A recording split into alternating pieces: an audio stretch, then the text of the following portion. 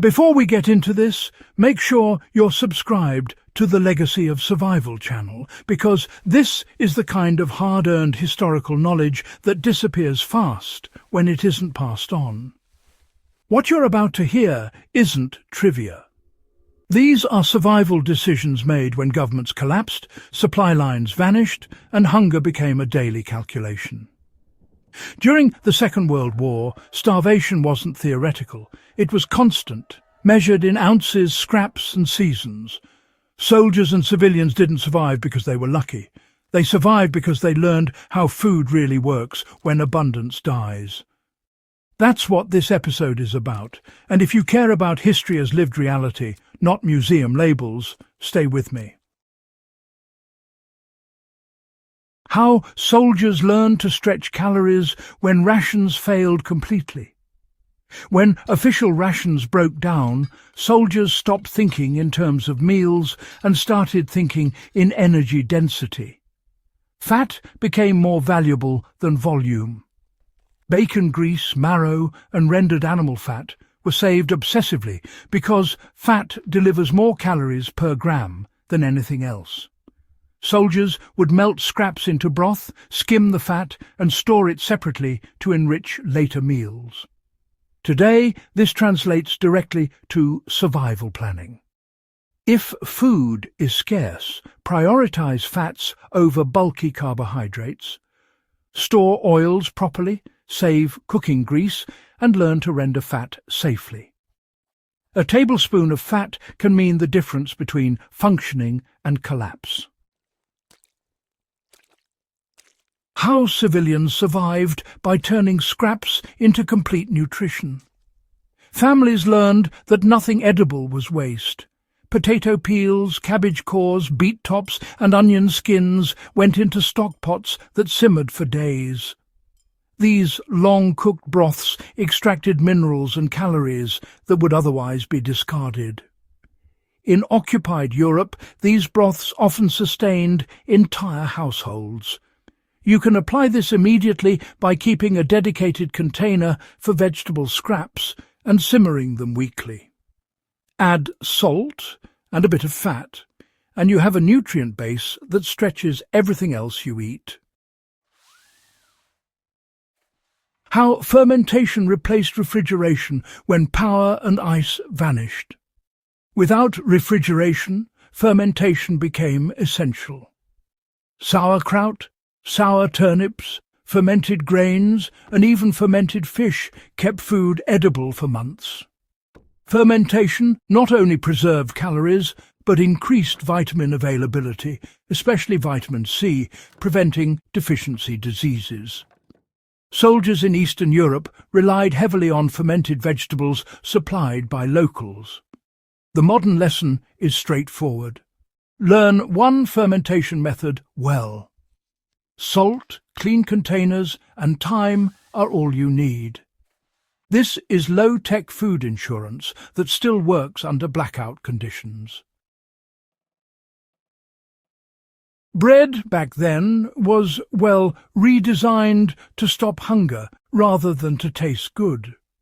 During those wartime shortages, bread really stopped being about flavour and became more of a delivery system for calories and fibre, you know. Flours were stretched with ground acorns, chestnuts, barley, and even dried potato. These breads, they were dense, slow digesting, and honestly quite filling. Civilians had to learn which fillers provided energy without causing illness. For modern application, it's important to learn which alternative flours are safe and, crucially, how to process them. Acorns, for example, must be leached of tannins, but once prepared correctly, they produce a stable, nutritious flour. Now, about foraging. Soldiers had to forage quietly, without ever giving away their position. Foraging wasn't just reckless wandering, not at all. Soldiers learned specific plants that could be harvested quickly, silently, and, well, without any tools. Nettles, dandelion roots, sorrel, and wild garlic were common targets. These were chosen not just for their availability, but for the minimal exposure time required to gather them. Today, this teaches us an important survival principle. Learn a small number of edible plants extremely well instead of many poorly. Focus on species that grow near shelter and can be harvested fast. So, families hid food in plain sight to survive confiscation. In occupied territories, food was often seized by armies, which, force families to adapt by disguising their food storage. Grain was hidden in false walls, under floors, or even mixed with animal feed. Smoked meats were darkened further to look spoiled, and cheese was, quite cleverly, buried in ash pits. The modern takeaway here is storage discretion. Spread your supplies across different locations, and honestly, don't rely on obvious containers. Think in terms of concealment just as much as preservation. Starvation, it forced families to adopt precise meal timing, not just the usual 3 meals a day. Many families abandoned regular meal schedules altogether. Instead, they ate when food could be best absorbed. Fat-heavy meals were eaten in the evening to sustain overnight energy, while broths were taken in the morning to warm the body and prevent weakness. Soldiers learned, sometimes the hard way, that timing affected endurance. You can apply this by aligning calorie intake with your energy demands, rather than just out of habit. When resources are tight, timing, honestly, becomes a survival tool. Controlling psychological hunger was, you might say, vital to preserving decision-making. One of the least discussed strategies was mental discipline around food.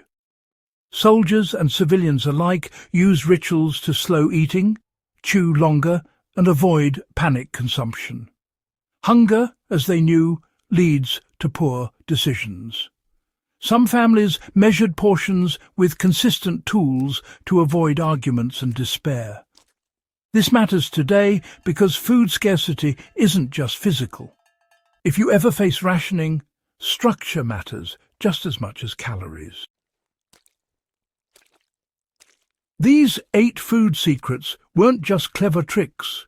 They were adaptations forged under pressure, tested by hunger, and refined by necessity.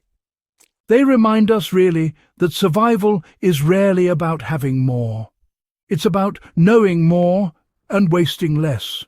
If this kind of grounded, practical history matters to you, subscribe to the Legacy of Survival channel and share this episode with someone who values real-world lessons from the past.